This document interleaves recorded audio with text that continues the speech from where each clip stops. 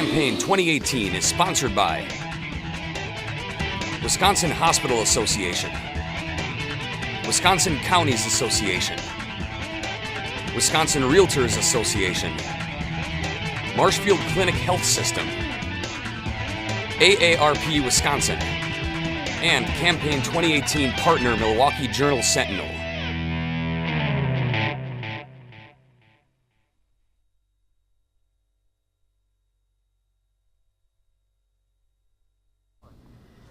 Barb Dittrich of R-Oconomowoc is a Republican candidate in the 38th Assembly District. The election is November 6th. Barb, thank you for visiting with WisconsinEye. Thank you for having me. Your campaign website, you talk, it seems as if one of your top issues, mental health issues, fighting the opioid abuse and addiction. Can you elaborate on why that is a central theme of your campaign, please?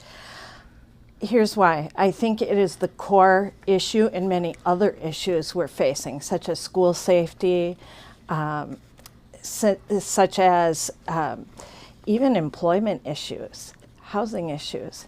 Mental health is such a pervasive issue, and on every front, whether Republican or Democrat, I don't think we are doing an adequate job of addressing the mental health issue. The opioid issue, of course, our State Attorney General is really doing a fabulous job spearheading that. We know on a national level that's a concern. It's something we need to continue. I want to see these opioid analogs or imitations be addressed right now. Nationally, the SOFA Act has been kind of sidelined for another session vote, but we need to continue to fight that issue here in Wisconsin because we're losing too many lives needlessly with that. And with the mental health issues, I think it affects so many other things in our state. How do we preserve and expand healthcare in rural areas? Well, telehealth has been a huge asset to us in the rural areas. You know, the rural issue is a tough one. I know I have a son with an incredibly expensive chronic illness. We have to live near a more metropolitan area or commute quite a distance to get him the care that he needs. So that's something I can definitely relate to. However, what we can do is have large health centers working with more rural health centers in consulting and doing some of this telehealth to address that issue. AARP estimates that 578,000 Wisconsin residents are caregivers. Would you support laws or regulations that require hospitals to recognize and work with family caregivers when those they love are hospitalized? Absolutely. Absolutely. Absolutely. I think that so many of these issues we try to blame on all the individual or all government or all local municipalities. We need to work as a team on something that serious. And I certainly can empathize with the caregiver issue. I also help care for a 91-year-old mother right now. Okay. So on both sides, I'm truly the sandwich generation. So you believe state government has a role in recruiting and retaining physicians, nurses, and other healthcare professionals? Well, in the regard that we need to get out of the way as far as creating obstacles to regulations and just opening up partnerships more with needed areas. Okay. There's recruiting, you know, definitely just our state tourism, I think, is a big part of that puzzle. You know, we tend to, in government, work very much in silos, okay? And some of what we do could be integrated better. State government and Delta Dental, have a program that subsidizes clinics in rural areas to provide dental care. Should that be a priority in the next Medicaid budget? More than likely. I will tell you, I think that as much as healthcare issues are a problem, dental issues are even more of a problem, far more neglected. And we know that dental care can affect heart health. It can affect internal infectious disease. So I think that dental probably needs a little more parity with just general health care, because if we have dental problems, we have other overall health issues. So it's something we definitely need to take a look at. There's an impasse in the Capitol, as you know, over how we pay for highways and bridges and maintenance in the future.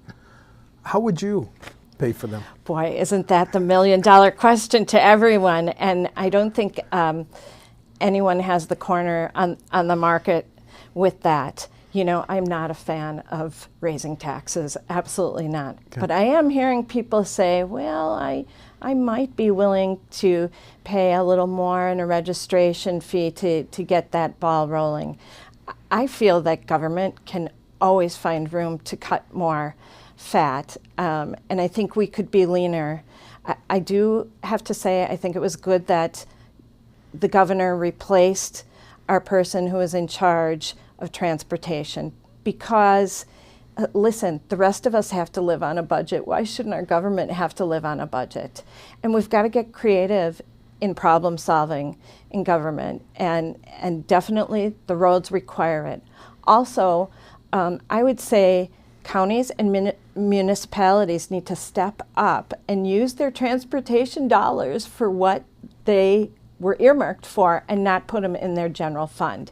That definitely contributes to this road issue. The discussion in the Capitol on tolling our highways, do you have a position? No tolls. No tolls. No tolls. Well, you're pretty no, precise there. I'm very decisive on that. And, you know, it's just a personal opinion. I don't think most of us like going into Illinois and paying those tolls. So why do we want to do it to ourselves in Wisconsin? I think we can be more creative than that. You mentioned local governments. They've been living with levy limits for about Yes. 13 or 14 Yes. years. Yes. Some local officials say that hurts their ability to provide local services.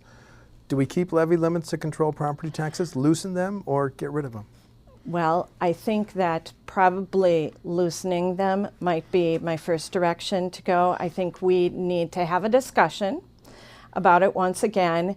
I've talked to local emergency responders, and that's a huge issue for them. And really, first responders is one of the core functions of local government.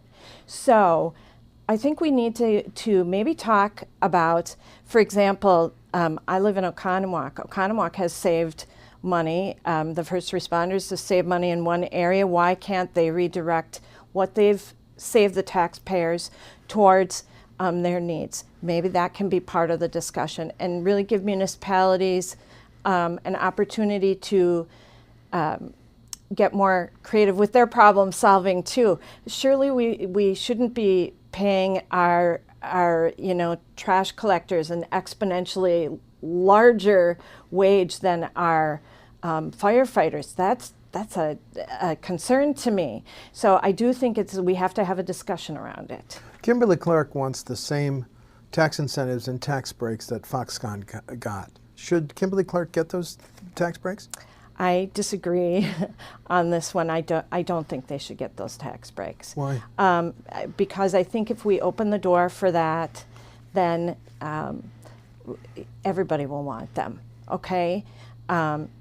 Kimberly Clark isn't bringing new jobs to Wisconsin, and much of the paper industry is a decreasing industry. So we really need to, they need to give a little bit on this as well, I think.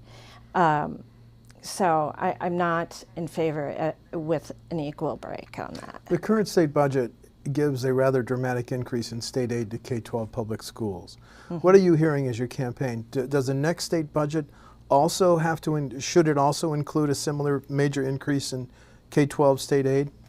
Listen, we are directing more money towards public education now than we did in the Doyle years. I think that people want to see a better product coming out of our school for the dollars. I think our concerns definitely are in urban areas like Milwaukee and Madison, getting those kids properly educated. But more money doesn't equal better education. I think that we have clear evidence of that these days. So I don't think we need to continue to add more in the next budget. That's my personal opinion, and from what I'm hearing from the people I'm talking to at the doors. The voucher, the choice program that allows K-12 students to go to private schools with state money. It started in Milwaukee, it expanded to Racine, now it's statewide. Do you think it should be expanded further? Well, I think that every citizen in Wisconsin who wants their child in a choice or charter school should have that ability. I've done it all, okay? I've done private school, I've homeschooled my children, and I've done public school. I have 2 graduates of a public high school and a third who is on her way to graduating from a public high school. What I would say is that in education, one size does not fit all. And so I hate to see people stuck in an educational situation that they feel they can't get themselves out of. And choice allows even those on the lower income level to have the same options as people who can afford to send their kids to higher quality schools. So I'm in favor of the program, and I'm in favor of every Wisconsin family who wants that option to have that option. There'll be a big debate in the next budget over our corrections budget. Yes. 2 of our prisons were built in the 1800s. Yes. Do you think we need a new state prison? I do. You do? I do. And, you know, it's a tough issue. Listen, nobody wants to have more people in prison. Nobody does. Don't we all wish our crime rate were lower? I mean, listen, there are so many social factors we can point to as the contributing factor to our jail overcrowding and just the fact that we have more people in prison. But right now, I think, to me, the issue isn't do we need a state prison, it's controlling the costs on constructing that prison. So that's where I stand on that issue. UW system budget, we've had a tuition freeze on resident undergrad for 6 years. Should we continue that freeze for a 7th and 8th year? Yes. Okay. Yes, I do believe we should. Listen, nobody will argue with the cost of a college education being outrageous, and I'm in the thick of it now with 2 of my children. So, and they really are paying their own way. So, for them to, I don't want my children to come out of college owing as much as a house. And that's what we're talking about with college loans right now. So that state tuition freeze is reasonable. And I think our UW system, again, can get creative with keeping a lean budget, just like every citizen in this state must. Do you have a position on legalizing either recreational or medical marijuana, Barb? I do have a position on that. I have worked in the special needs and chronic illness community for 16 years plus. So CBD oil has been a huge issue to families raising kids with seizure disorders and other chronic serious illnesses. So I'm in favor of our CBD oil because really parents are finding relief when there is no other hope, when everything else they've tried is not working. I also hear people saying that anecdotally that they find it helpful for other maladies like migraine or so forth. But I vehemently disagree with letting any product that has THC in it into our communities. We haven't figured out a way to keep it out of the hands of children. States that are legalizing marijuana across the board are seeing more visits to emergency rooms, and poison control centers are getting higher calls. There's more homelessness, there's more joblessness. Until people figure out a way to tackle that monster, I don't approve of much more than CBD oil at this time. Last question, you're going for an open seat. Do you want to highlight differences between you and your opponent on November 6th? Well, thank you for asking. I have been a resident of Oconomowoc, which is the district, for nearly 30 years. My husband has lived there an entire lifetime, so I really feel like I know the people and the issues of the district. I am driven to keep this state a wonderful place for my kids to work and live, because I want them to live close to me. I see Wisconsin right now as having so much of a brighter future than it once did. It's energizing to be in Wisconsin right now. Jobs are coming back and there's vitality. So I really want to keep things moving in a positive direction for our state, and that's what's driven me to run. Thank you. Barb Dittrich of Oconomowoc is a Republican candidate in the 38th Assembly District. The election is November 6th. Barb, thank you for talking to WisconsinEye. Thank you. Thank you. Campaign 2018 is sponsored by Wisconsin Hospital Association, Wisconsin Counties Association, Wisconsin Realtors Association, Marshfield Clinic Health System, AARP Wisconsin, and Campaign 2018 partner Milwaukee Journal Sentinel.